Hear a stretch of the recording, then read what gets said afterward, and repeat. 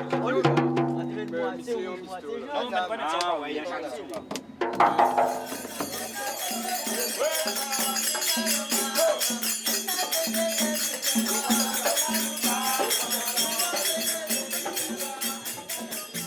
dans la ligne éclairée spéciale en résident Barom ce soir. Bienvenue. Dans le déracinement et le dénigrement d'un peuple qui a sauvé l'économie des îles. Et par devant ce buste de l'histoire d'une communauté sans voix et sans plume, s'achève le procès politique d'une culture. À la mémoire d'Henri Sidant Barom, pétition à ta loi, mes jours perdus autant que mon sang. Entre nous, un courant de pâtisse vraie dans cette dictée de la laine fétide. Loi! Loi! Loi! Ce mot du sceau défait nos pétitions. Loi, Sa Majesté Roi, Reine, Son Altesse. Mot levé en plein de silence respectueux. Objection, votre honneur. Objection! Adieu, Inde natale.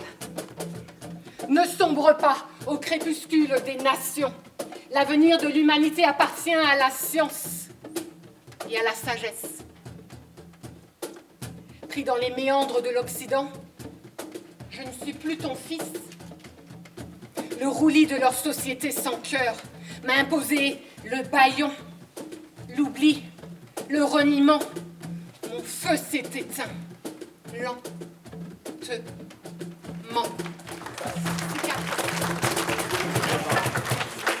La ligne éclairée d'ailleurs et le masque.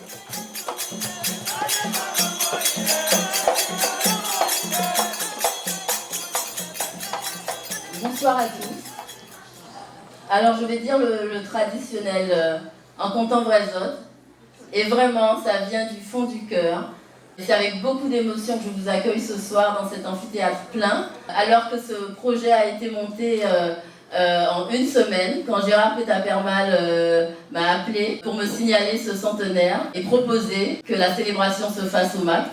Parce que cette célébration de la victoire d'Henri Sidant Barom, c'est une célébration aussi pour la reconnaissance des droits. Alors, dans son combat des droits des descendants d'engagés venus d'Inde, mais des droits de tous finalement sur ce territoire.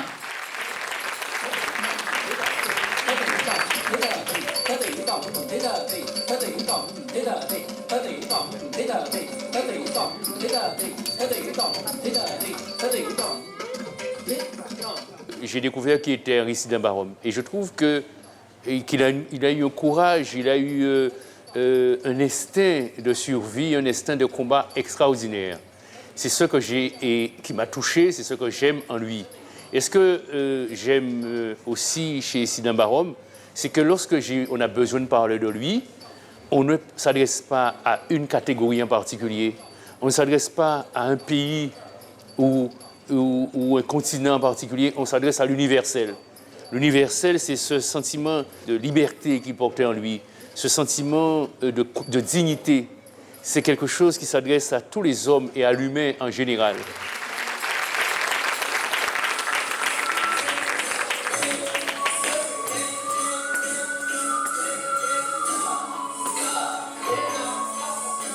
Alors, célébrer Henri Sidant Barom au quotidien, c'est véritablement faire preuve de connaissances, améliorer ses connaissances et apprendre ses valeurs au quotidien, à travers notamment les jeunes générations et dans les écoles. Les Indiens, lorsqu'ils arrivent, et à l'époque de Sidant Barom, j'ai presque envie de dire, ce sont des sous-hommes. Ils sont rejetés de tous côtés. Alors déjà, du côté de ceux qui les emploient, les engagés, ils sont exploités. Du côté de la population créole, récemment encore esclaves pour une partie d'entre elles, ils sont rejetés parce qu'ils sont considérés comme des briseurs de grève. Ils acceptent des conditions de travail inacceptables aux yeux des autres. Et puis, ils sont dans une espèce de précarité en ce qui concerne leur vie de tous les jours, quoi. C'est un engagement essentiel.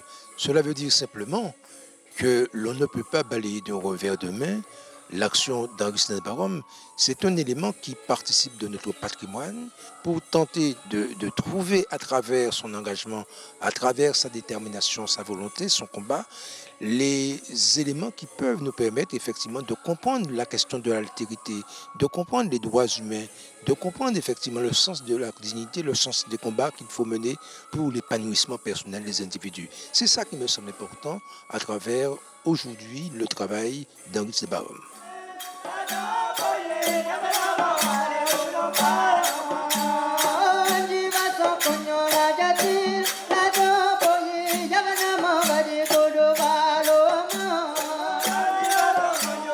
Je suis ravi, content, comblé, il y a d'autres mots.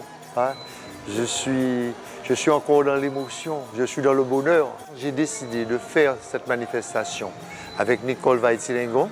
Et dès que j'ai eu l'accord du MAC, j'ai appelé les associations. Tout le monde m'a dit « Banco, je viens ». Sidan Barom, il a travaillé à Basse-Terre, il a travaillé à Capesterre, il a travaillé à Pointe-à-Pitre. J'aurais pu trouver des salles dans ces communes, mais j'ai volontairement appelé la directrice du MAC parce que c'est au MAC, où on a construit le MAC, que ses parents sont arrivés par le premier bateau l'Aurélie. Donc ça fait partie des premiers à avoir mis le genou par terre dans ces lieux-là. Donc c'est ici que ça a commencé, c'est ici qu'on doit fêter ça.